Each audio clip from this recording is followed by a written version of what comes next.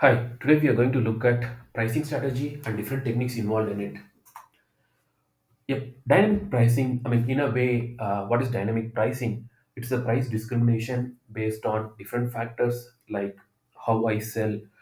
We have observed different pricing patterns in different domains, like in travel domain and food industry, FMCG products, how pricing plays a key role, and what are all the fundamental learnings for it.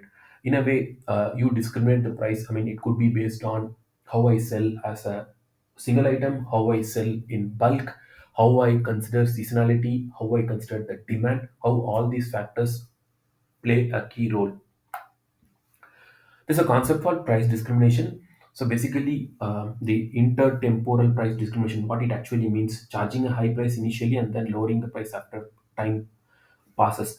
In a way, what I found interesting is the three degrees of pricing. The first degree, the profit that is between your demand and the marginal cost, or the difference between like selling every unit with some minimum price.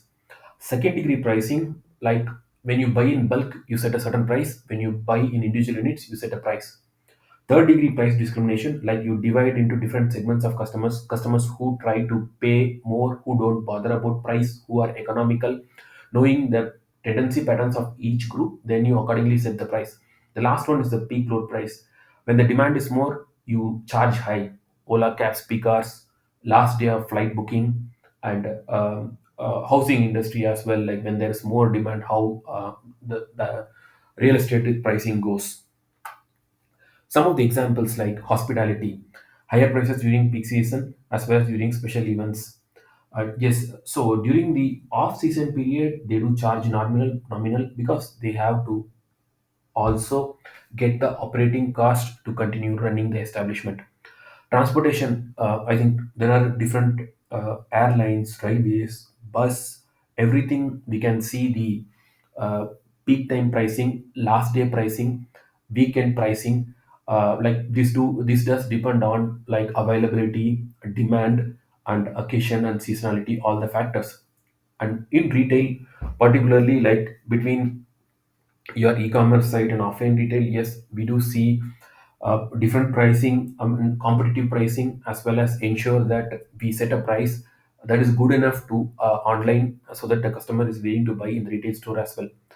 And the last one is the surge pricing, which we usually see for cab rides and during peak times where it is going to be 1x, 2x, 3x. Some more methods, like what are the different types of pricing methods? We did see pricing discrimination earlier. Now it's more towards what are the different techniques how I can do. The first one is the cost plus pricing. What is the manufacturing cost and what is the additional profit that I'm going to keep, which is like the maximum retail price or the recommended price. Next would be based on competitors. We look at the competitor price as well as adjust the price according to the competitor price to keep ensure that we remain competitive, as well as our products also compete with equal and other brand products. The third one, price based on elasticity or value.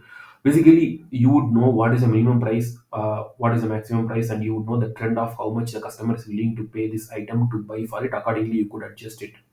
Last one, last but one, bundle price.